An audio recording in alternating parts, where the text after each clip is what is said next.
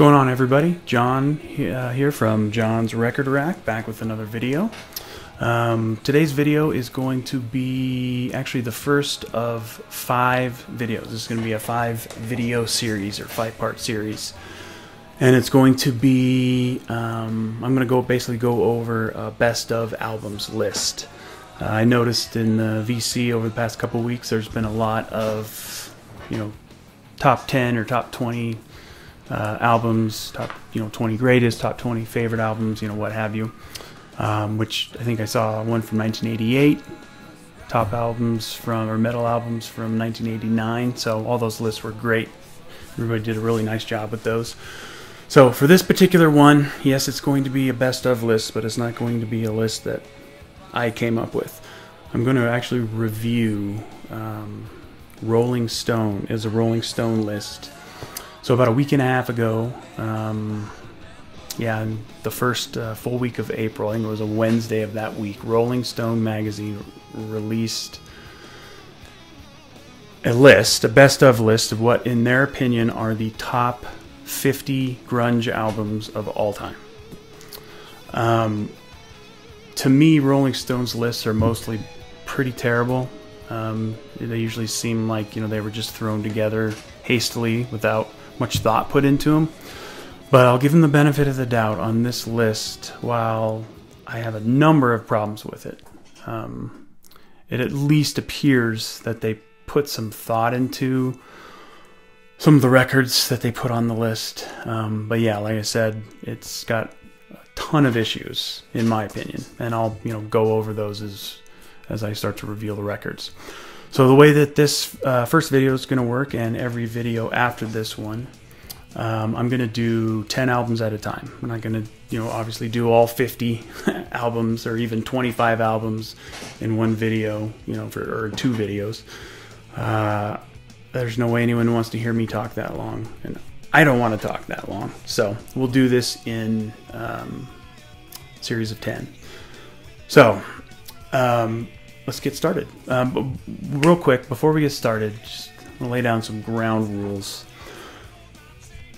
about grunge as a genre of music. And this is just my opinion. I'm not claiming to be an expert by any means. This is just how I feel about it.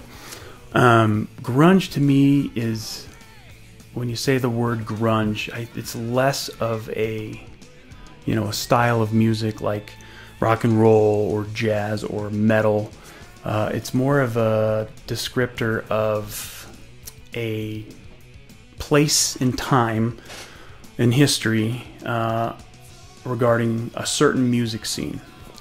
Prior to probably 92, 93, 94, even up to 95, potentially there wasn't, this genre didn't exist. These bands that were around early were, got lumped into other genres.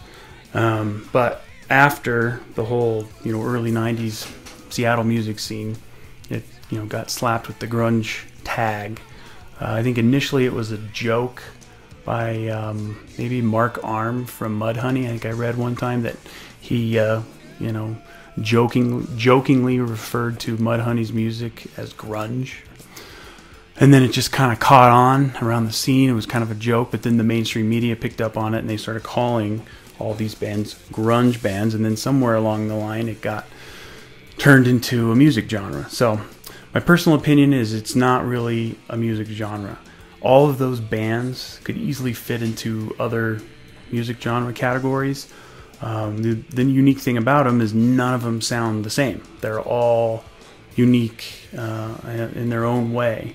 Some of them could be considered heavy metal, some of them just rock, some of them hard rock, some of them punk. Even pop rock, you could call some of those bands from the Seattle scene. So for me, I don't really consider it a genre.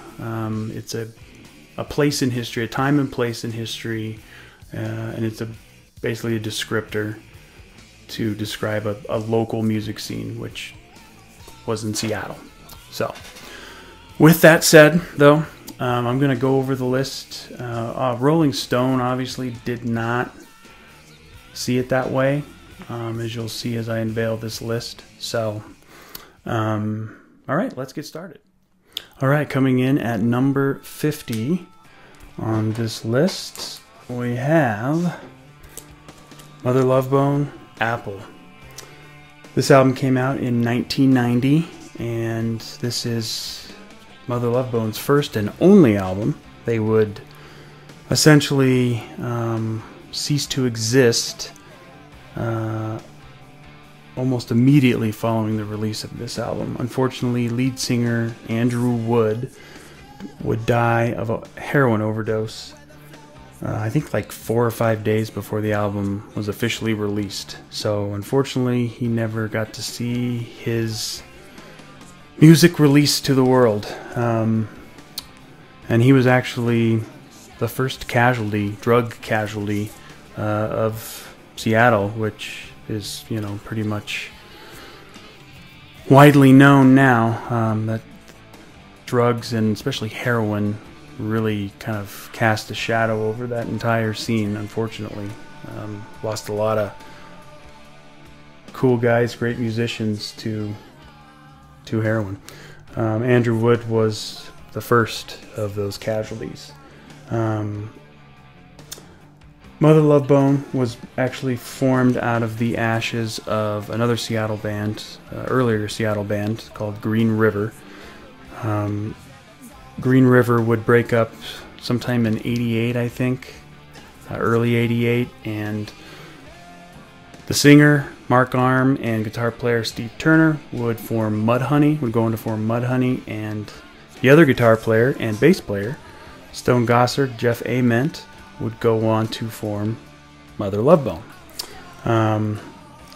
Obviously, if you've never heard of this band, you've probably heard of Stone Gossard and Jeff Ament, because they would, after Mother Love Bone ended, they would go on to form Pearl Jam. So, if Andrew Wood wouldn't have died, and Mother Love Bone continued on, we probably would never have known Pearl Jam.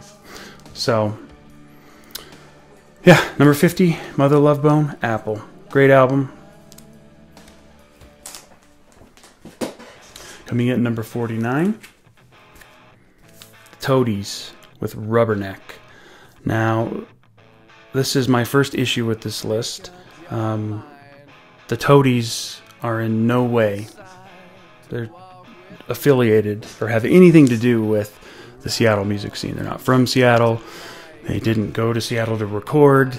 They sound completely different than pretty much all of those bands. These guys were part of another smaller scene in the early to mid 90s in Dallas, Texas.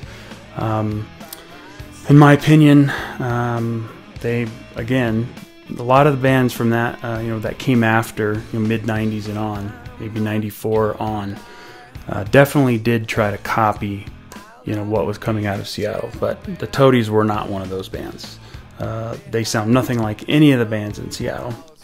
I guess the best way to describe their sound would be, it's hard rock with kind of a punk edge to it, a little punk delivery, and even maybe a little bit of ZZ Top. The rhythm guitar player and lead singer of this band, his tone is very reminiscent of Billy Gibbons. So, obviously, Toadies are from Dallas, ZZ Top is from Dallas, so you can see where they would get that influence. But yep, great album. I really like this album a lot, but I would not have included it on this particular list. Okay, coming in at number 48, I do not have this album that I'm about to mention. So what I'm going to do is you'll see a picture of the album. It's going to come up while I'm talking, so you can at least see what it is that I'm talking about. So coming in at number 48 is a band named Fecal Matter. This is not really even a band. If any of you are diehard Nirvana fans, then you would know that Fecal Matter was what Kurt and Chris Novoselic called themselves before settling on the name Nirvana, a couple of years later. I have a real issue with this particular album being on the list because it's not even an album. It's not a real album. It was basically a collection of songs that Kurt Cobain recorded in his bedroom on a 4-track recorder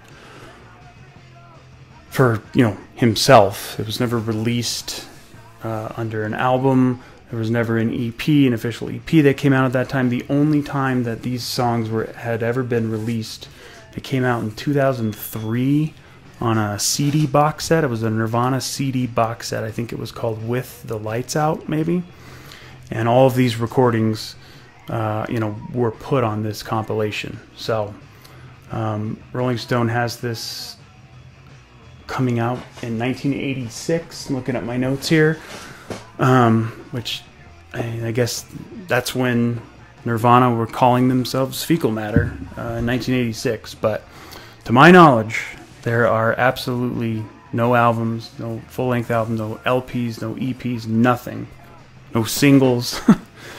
This band never put anything out until they became Nirvana. So, and another problem I have with it is if you're going to do a best of list, greatest albums of all time list, then the albums that are on the list have to be actual A, albums, and B, to make the list, they need to be able to, it has to be considered an influential album.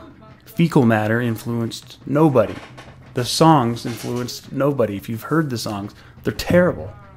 Some of them are you can barely even listen or hear, what Kurt's doing. He's just, screwing around in his room on a 4-track recorder. So I have no idea why Rolling Stone decided to essentially make up an album and put them on the list. It's not like Nirvana's not going to appear on this list somewhere, so it's not like they're trying to get, more recognition for Nirvana.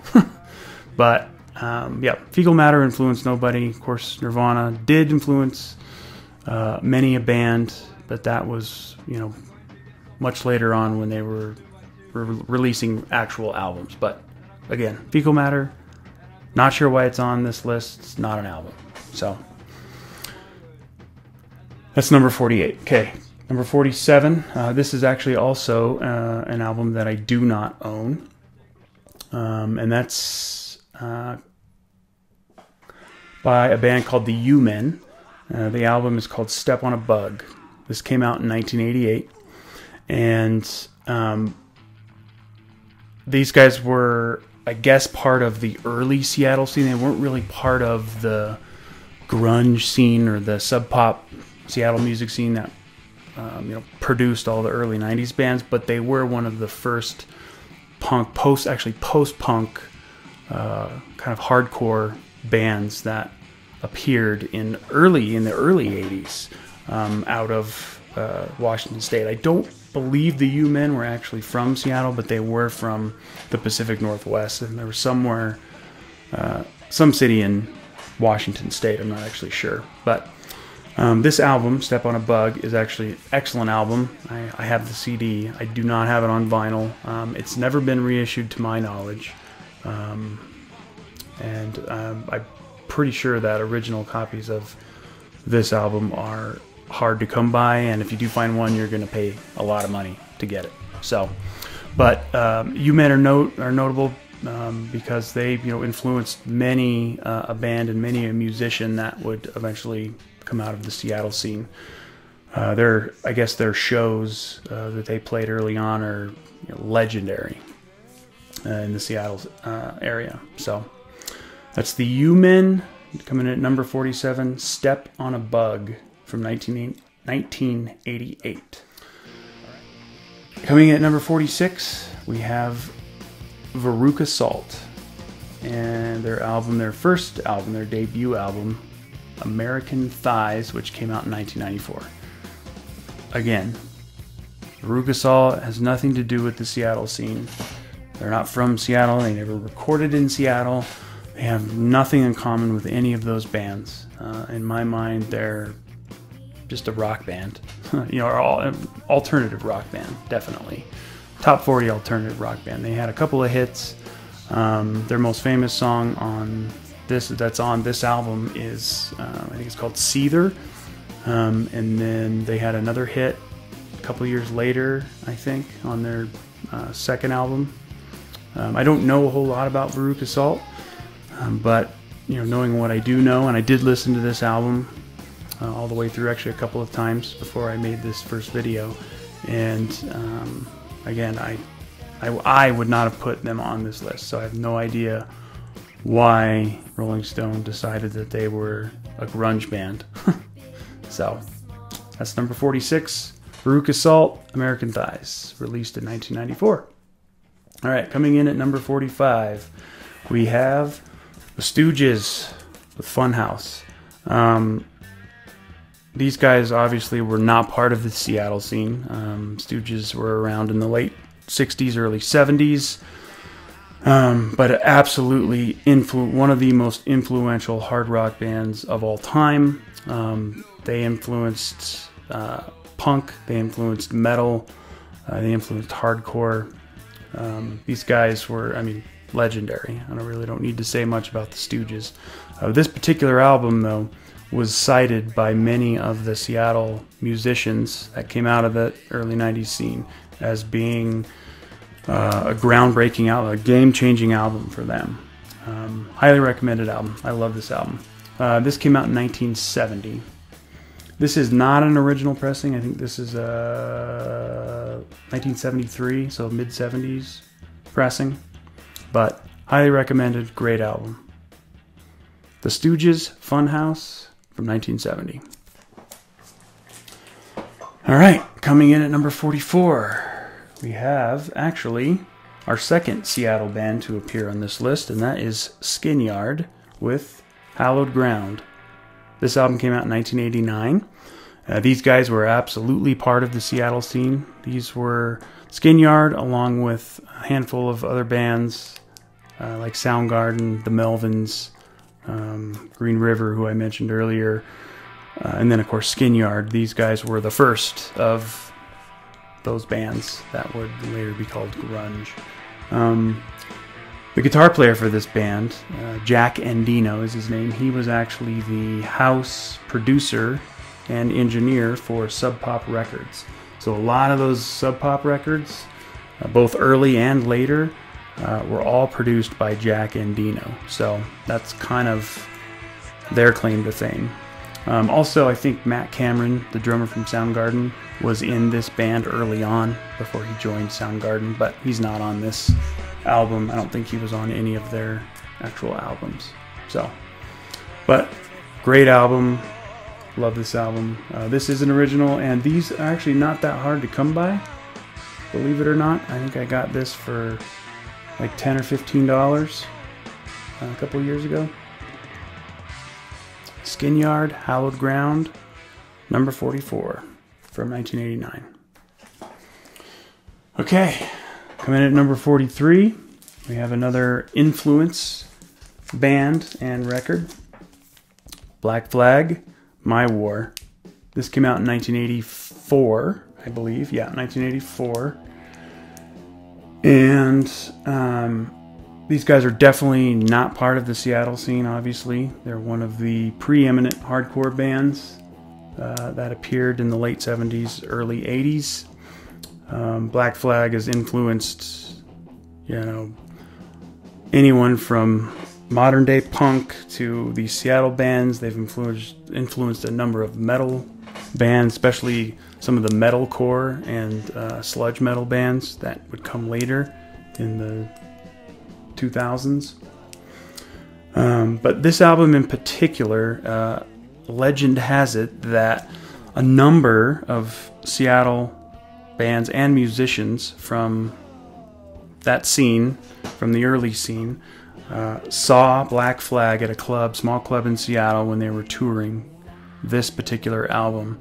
And I think I read an article with Buzz Osborne, King Buzzo from the Melvins, and he said that this album changed his life. He was basically, playing standard punk hardcore music, and then heard this album and wanted to immediately slow down and start playing really heavy grungy, sludgy music, you know, that kind of what the Melvins are known for today. But more specifically, side 2 of this album. Side 1 was, still had some of the hardcore leanings, but side 2 is when these guys, I mean, they slowed way down.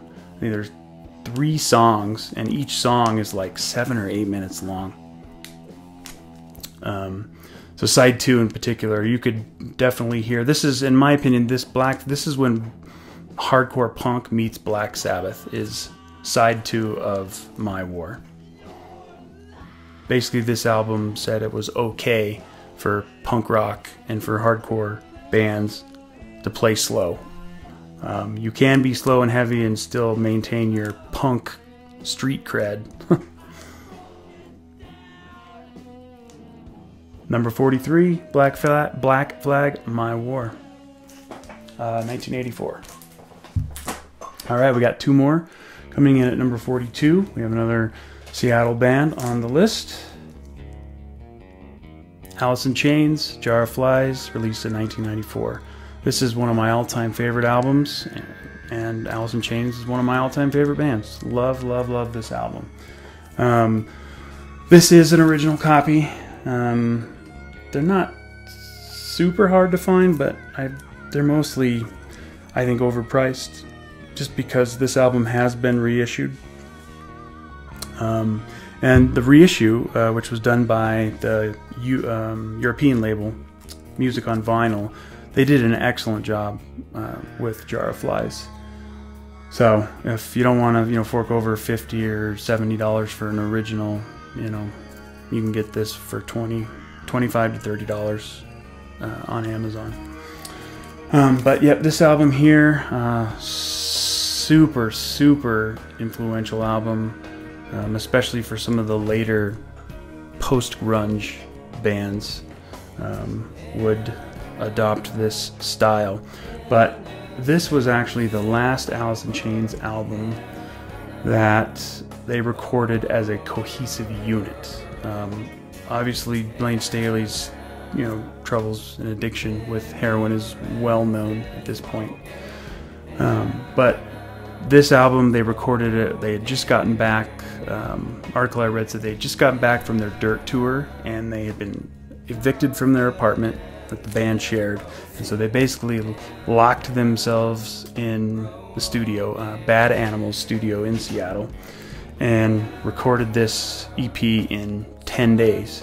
And I think initially they never intended for it to be released. I think they were just going in the studio, laying down some music, and then it was the label, Columbia Records, liked it so much, and the band liked it so much, they decided to release it. And yeah, it's a great album. There's a number of Alice classics on this album. Unfortunately, after this album, they would only record one more with their original lead singer, and again, it was the last time with that first classic lineup of Alice in Chains that they would make an album together as a cohesive unit. Alice in Chains, Jar of Flies, 1994. Alright, we've got one more, number 41. We've got Soundgarden, of course, Seattle band, one of the first 3 or 4 bands, actually, that appeared in Seattle in that scene. This particular album is it's an EP, and it's their Screaming Life EP. This is actually a reissue, so it has both of their EPs on here, Screaming Life and FOP, F-O-P-P. Originals actually are super pricey. I saw an original like 2 weeks ago of this, and it was like $75. Insane for 6 songs. But this reissue here this is a Sub Pop reissue. I think I got it 3 years ago or so. Sounds great. And this also has one of my favorite Soundgarden songs on this EP, Hunted Down, which is actually the opening track. This was released in 1987, and actually this EP and the one I mentioned before, FOP, were the only Soundgarden albums, EPs or LPs, to be released by Sub Pop. They would leave Sub Pop and sign with SST Records, and then a little bit later A&M Records after this. But yep, excellent album. Absolutely deserves to be on this list. I might have put it maybe a little further down the list.